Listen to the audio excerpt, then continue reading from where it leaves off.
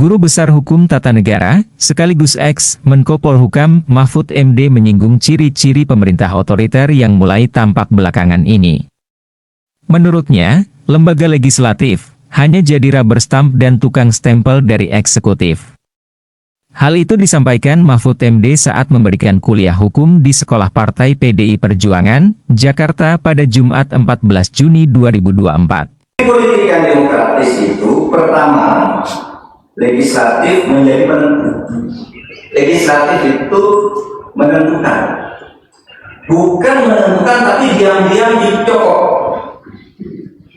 Kamu menentukan tapi disuruh menentukan, ini yang kamu tentukan, dipesan. Itu tidak demokratis. Yang kedua, pemerintahnya taat asas. Pemerintah itu kalau demokratis taat asas ya. Tapi yang ketiga, media massa, pers bebas. Nah, apa akibatnya bagi hukum responsif? Hukum yang responsif itu kalau pemerintahnya demokratis akan lahir hukum seperti ini. Pembuatannya pasti partisipatif. Oleh sebab itu dulu ketika Orde Baru itu baru kita buat undang-undang tentang peraturan perundang-undangan. Disebutkan membuat undang-undang itu harus partisipatif dengan pendapat rakyat, datang ke daerah, panggil pakar, lalu diskusikan, sehingga partisipasi rakyat itu nyata. Yang kedua, substansinya aspiratif. Substansi hukum di negara demokrasi menggambarkan aspirasi umum kehendak masyarakat, bukan aspirasi elit. Lalu yang ketiga, tafsir implementatifnya dibatasi. Tidak boleh sembarang kamu tafsirkan hukum. Ini undang-undang sudah berbunyi begini, kamu jangan buat tafsir ngawur. Oleh sebab itu lalu ada cara-cara menafsirkan hukum di dalam ilmu perundang-undangan agar tafsir implementasi hukum itu tidak sembarangan. Dulu zaman Orde Baru ini saya contohkan dulu. Kampanye, ya. Setiap partai politik peserta pemilu berhak berkampanye seluas-luasnya. Tata cara pelaksanaan kampanye diatur dengan keputusan presiden.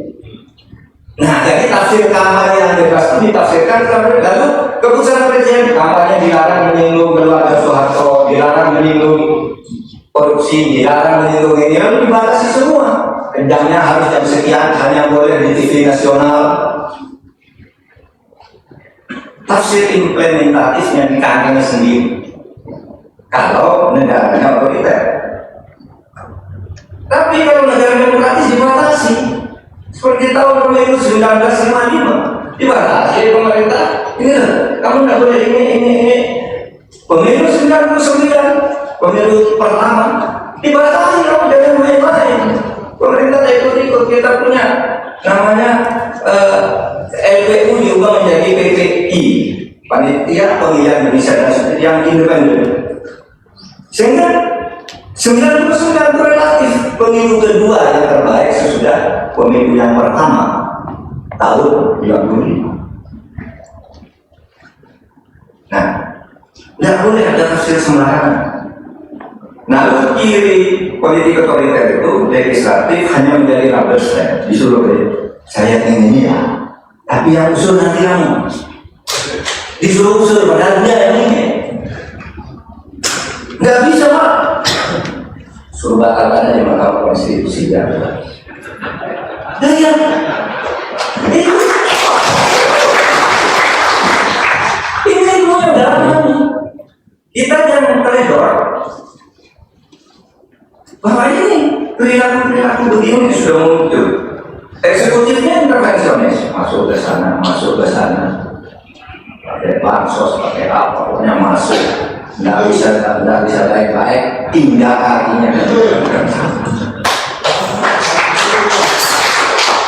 Ini kemudian medianya masuk, coba media kemarin tuh bilang begini, nggak ada yang berani mendukung Ganjar Mahfud kaya. Yang mendukung semua gitu, ya apa yang vulgar seperti kalau mendukung yang lain. Jadi saudara, ini disclaimer ya. Jadi pemilu sudah selesai, menang ya menang silahkan. Tapi kita harus tetap di bagian mana kita harus berperan dan saudara bermain